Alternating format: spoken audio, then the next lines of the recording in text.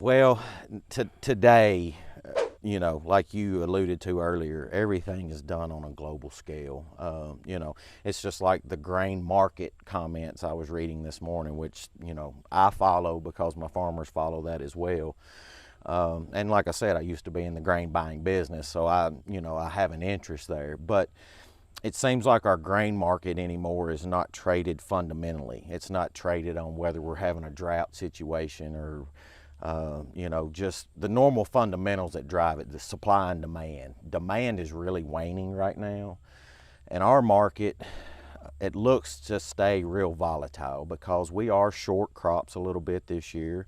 But it seems like everything that happens in the market hinges on a headline anymore. This morning it was, President Biden said that we would go in and defend Taiwan if China invaded. So the market's really nervous today because, what's China going to do to retaliate? The Chinese economy's hurting right now, just like ours is. They're talking about the Fed raising the basis points another 75 points today. Well, that strengthens the dollar. That hurts our export business. So then, therefore, that will drive down the market, But all it takes is China to come in and say, hey, we want to buy 10 cargoes of soybeans. Boom, we take a 30, 40 cent jump. Used to, you would watch the grain market, it would move 5 cents to a dime. Now it does 50, 60, 70 cent swings in a day. And it's all based on headlines, and it's all based on a worldwide economy. It's not based on what's just going on here. So like somebody here in Robertson County has a corn crop. Mm-hmm. They combine it, put it in a truck, haul it to the elevator. Mm-hmm. Somebody's going to write them a check. That's right. But that check is not guaranteed, which is where comes the crop insurance. That's right. Nor is it just a given, That's a given, right. like you don't know. And farmers really gamble. Yeah, they do.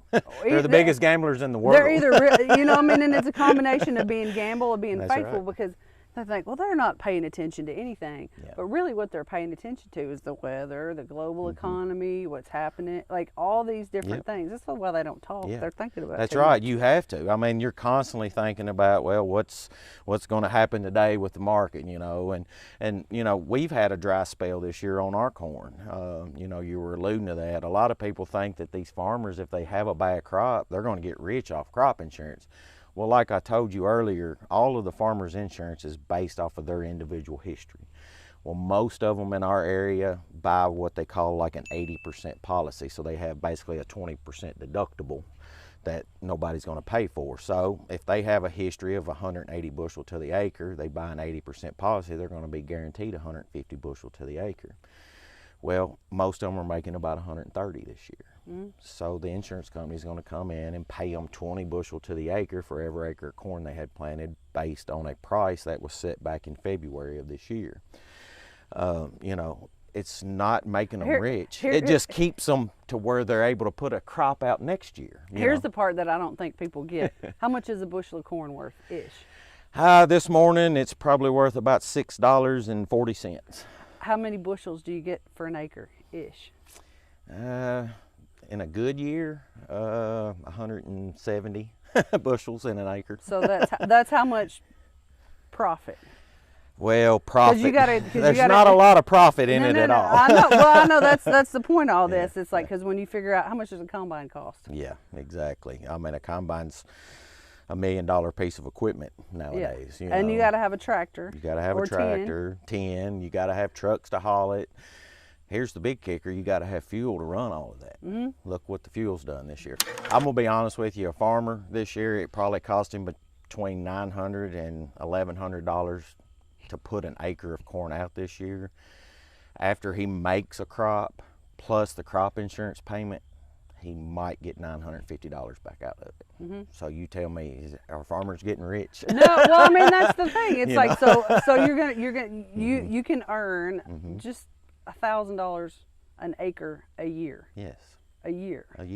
$1,000. Yeah. Most people pay rent on their houses here. Mm-hmm. That's $1,000 for like a 2-bedroom apartment. That's right.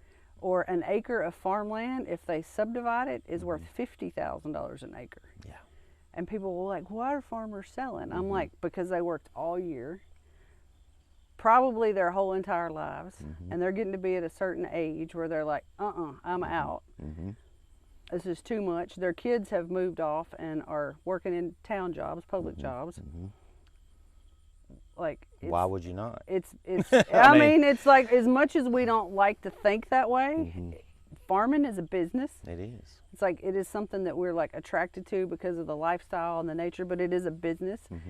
And when it gets to the part where farmers can make more money doing something else, just like the rest of us, they're going to fill out their resume, they're going to fill out their survey, and it's going to be something else. That's exactly right. And that something else is houses or development in some kind of way. And just like you talked about earlier, you know, I mean, a lot of the farmers' family has moved off. They're in town, they're doing town jobs, doing this or that. They can't find help anymore. I mean, well, at $1,000 an acre, you know, if you got 100, if you got 100 acres and you got two families trying to live off $50,000 an acre, and your rent or your house payment is $1,000 a month, the math don't work. That's right. It just don't work. It does not. But like I said, the farmers are real good about diversifying. You know they can make money other places, and like we alluded earlier, it's their first love. So, you know, even if they're only breaking even every year, a lot of the farmers are happy with that. You know, it's keeping them in business for another year. But they're investing in their most valuable asset, which is the land. That's right. And it's not a yearly return, it's a lifetime return. That's exactly right. And I think the statistic is, you know, like that if a farmer gets in 50 crops, they're able to farm for 50 years. That's an exceptionally long career. Exactly. And that's 50 times to get it right or 50 times to get it wrong. That's exactly right. Farmers are the most resilient people you'll ever meet. It's not talked about a lot on the farm, but you know, there's a lot more depression, and I mean, and the suicide numbers in farmers are even spiking. You know, it's such a hard way to make a living anymore. It just gives me a certain amount of respect because I know what they go through, and I just have so much respect for our farmers because of what they do for the land, for what they do for us, and it's a dying breed, and it's sad to see. I'll be honest with you, it's really sad to see. But there's opportunities if people are interested in doing something else. I mean, it's like, you know, just like you're talking about Bernards and different people. I mean, it's like there's an opportunity to come back to the farm. That's right. But maybe we need to change what it is, because farming's obviously changed over the last 50 years. Absolutely. We've gone from small family farms to big family farms. Big family And now farms. the trend is kind of coming back with the direct-to-consumer market for people to facilitate a relationship. And, you know, I mean, used to you could pay somebody to pick your hay up. Now they'll pay you to pick up their hay. They just want to have the experience. That's right. Yeah. And, you know, and like you were saying, just with that, you know, I've got a good friend up in Franklin, Drew Snyder, with Ruby Branch Farms. You know, him and his wife both went to Murray State University and had careers outside of the farm, but they came back to the farm, and they're using diversification to really grow their farm. That's where Ruby Branch Farms came from. I think they started out their first year with maybe 700 mums. I think this year they had 15,000 mums. You know, so they're doing mums and sunflowers, and they're raising beef to sell on the farm. Like you said, it's an experience for people that are not used to the farm to come to the farm, be able to pick your own pumpkin, go through a sunflower maze, go through a corn maze, pick out your beautiful flower. I mean, they're even growing, like you said, ornamental peppers now, you know, the landscaping for food. I mean, those pepper plants are really neat and beautiful, but you can actually make food from it. You know, like when I first moved back here, and I still do it now, I was giving farm tours. And I think people are like, have you lost your mind? You know, like I can't tell you how many people they're like, what are you doing? I'm like, well, I've basically made a business out of being a teenager. Yeah. Because people come to Nashville, they ride a tractor around Broadway. Mostly they're international travelers that would come to me because it's a thing to go to Hawaii, Pineapple Farm, Mexico, Did that in May. Chocolate. Did that in this past May. You know, you go to chocolate, coffee, you go to a vineyard. It's a thing to go somewhere and visit like the regional agriculture, whatever it is. And it didn't exist here. That's right. So I started bringing people out and just riding by. And, you know, like, I didn't ask anybody when I started doing it because I figured if I was asked permission, they would just be like, no. I just started doing it. Yes. And just riding down the road and explaining to people, you know, this is a tobacco barn and this is a cornfield, and you know, like this neighbor is kin to this neighbor. You know, just like certain little things that make this area unique. Yes. And I think that's a key. I think we as people who are on the farm and know the farm, it's our job to educate the masses that don't know, you know. And that's one reason I really like what you do with the farm tours and all the other education people that you see on, you know, social media and things now, and the TikTok videos like you do. It's informational. People can see that and understand where, you know, like your apple video yesterday. You ever stood in the shade of an apple tree? Have you ever been to Adams, Tennessee? My name's Jennifer.Davis, and I'm from Tennessee, and this is my daddy's farm, Shade Tree Farm and Orchard. The across the street neighbors have a dark fired tobacco farm, so while you're here, it always smells amazing. They've got one of the best back porches that I know of.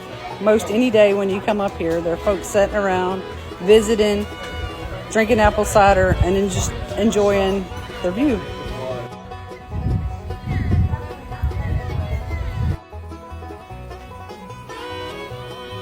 The sunsets can be pretty rad here too. These bushes in the front are blueberry bushes. It's got some new apple trees in the back. Up on the hills, the hay barn, the beehive.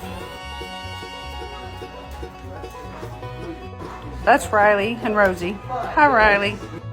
The best part about here, that's my daddy, Tom. And his sidekick, Eric. They got some pretty good help too, but they're just a little camera shy. Almost forgot they have apples too. So if you find yourself in Robertson County and you need something to do, come check out Shade Tree Farm and Orchard in Adams, Tennessee. And if you see my daddy, tell him. I think that's what we as people who are in the agriculture industry need to continue to do, is to educate the people who are not. And you know, like after this goes out to wherever it goes out, it's preserved forever. That's right. right. It's like once it's digital, it's like it does not go away. That's right. So in 100 years, then we're not going to be digging through the museum somewhere. We're going to say, oh yeah, Brent and Jennifer stood in front of Larry Williams' barn, and they had this conversation, and this barn will be preserved, this conversation will be preserved. Absolutely. And it's not just storytelling, but a way to, you know, to connect with our cultural heritage and to keep it going. Because, right. you know, like once, you know, the Fultons or whomever's raising tobacco, I mean, nobody, you can't go look in a book and say, how do you fire tobacco? Yeah. You can't. You know, like I said, we had those people come down from Iowa last week to see the firing process, and it's something they'd never seen in their life. You know, they know all about corn in Iowa. They know all about soybeans in Iowa. But tobacco is something that they didn't know about, and like I was just talking about, it educated them. It gave them a whole new appreciation for what this does. You know, tobacco gets a bad name. Because of the cancer and so on that people say it causes.